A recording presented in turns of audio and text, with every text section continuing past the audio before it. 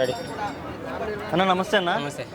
Hit 3 మే 1 తారీఖు release అవబోతుంది. Expectations భారీగా ఉన్నాయి. నాని గారు కూడా ప్రమోషన్స్ బాగా పెంచారు. కాన్ఫిడెన్స్ అనుకోవచ్చా, ఓవర్ కాన్ఫిడెన్స్ అనుకోవచ్చా? ట్రైలర్ చూశాక ఆయన ప్రమోషన్ చూశాక ఎలా అనిపిస్తుంది? ఓవర్ కాన్ఫిడెన్స్ ఏం లేదు.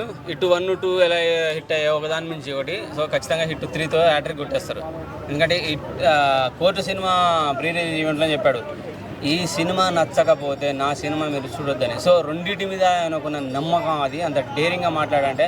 సో దాన్ని చిరంజీవి అన్నయ్య కూడా ఒక సందర్భంలో చెప్పాడు, అంటే ఈ సినిమా ఎంత బాగుంటే తన సినిమాకి రావద్దని చెప్పగలడు అనే ధైర్యం ఆ నాని కూడా ఎంటర్ అయ్యాడు ఈ సినిమాలో. అంటే సినిమా ఎంత క్రేజీగా ఉండొచ్చు అని చెప్పేసి చిరంజీవి అనే నోటి నుంచి కూడా వచ్చిందంటే ఒకసారి అర్థం చేసుకోండి.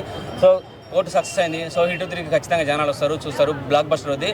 నాకు తెలిసి అది అర్జున్ సర్కార్ అనే పేరుతో ఉంది కదా, సర్కార్ అనే పేర్లు మన సైడ్ ఎక్కువ ఉండవు, నార్త్ ఇండియన్ సైడ్స్ ఉంటాయి. సో నార్త్ ఇండియన్ స్టోరీ ఏదో ఉన్నట్టున్నది, చాలా పర్ఫెక్ట్గా రాబోతుందని అర్థమవుతుంది. ట్రైలర్ గ్లిమ్స్ చూసిన తర్వాత కూడా చాలా అగ్రెసివ్గా కనబడుతున్నాడు. ఖచ్చితంగా తనలో ఉన్న డైరెక్టర్ని బయటకు తీసుకురాబోతున్నాడు. ఎందుకంటే ఆయన అసిస్టెంట్ డైరెక్టర్గా వచ్చేసి డైరెక్టర్గా చేద్దామనుకున్న సందర్భంలో అరే నువ్వు హీరోగా నువ్వే చేయరా బాబు అని ఎంటర్ అయ్యి జస్ట్ తనలో ఉన్న సాఫ్ట్ యూజర్నే నేచురల్ స్టార్ పక్కింటి అబ్బాయిని ఆ యూజర్నే బయటకు తీసుకొచ్చాడు.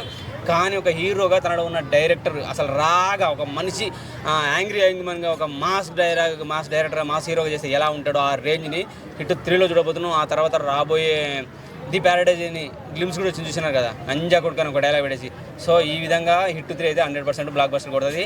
ఆ సీక్వెల్కి హ్యాట్రిక్ అంటారు కదా, హ్యాట్రిక్ ఖచ్చితంగా కొడతాడు నేనైతే అనుకుంటాను. ఖచ్చితంగా సినిమాలో వైలెన్స్ ఎక్కువ ఉంది. ఫ్యామిలీ ఆడియన్స్ నచ్చే అవకాశం ఉందంటారా? ఫ్యామిలీ సెంటెన్స్ వల్లనే, ఫ్యామిలీకు సంబంధించిన సన్నివేశాల వల్లనే ఆ వైలెన్స్ రావాల్సి వచ్చింది. ఎందుకంటే ఒక ఫ్యామిలీనే కాదు, ఎన్నో కుటుంబాలను అంతమొందిస్తున్న కొంతమందిని పట్టుకోవటం కోసమే అంత వైలెన్స్గా మారాడు.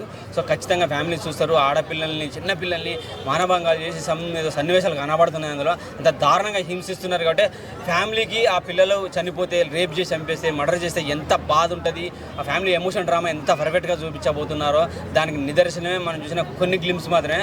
సో సినిమాలో 100% చూపిస్తున్నారు. కాబట్టి ఆ ఫ్యామిలీ నుంచి వచ్చిన ఎమోషన్ డ్రామానే కాబట్టి అంత వైలెన్స్గా మారాడు. ఖచ్చితంగా ఫ్యామిలీ వెళ్ళి చూడాల్సిన సినిమా అనేది. అలాగే మాస్ ఆడియన్స్, హీరో ఎలివేషన్స్ కావాలనుకునే వాళ్ళకు, అలాగే ఒక పోలీస్ క్యారెక్టర్ను బాగా ఇష్టపడే వాళ్ళకు ఈ సినిమా 100% నచ్చదు. సో అన్ని విధాల కుటుంబ సమేతంగా చూసే సినిమా అనేది నేను ఖచ్చితంగా నమ్మగలను.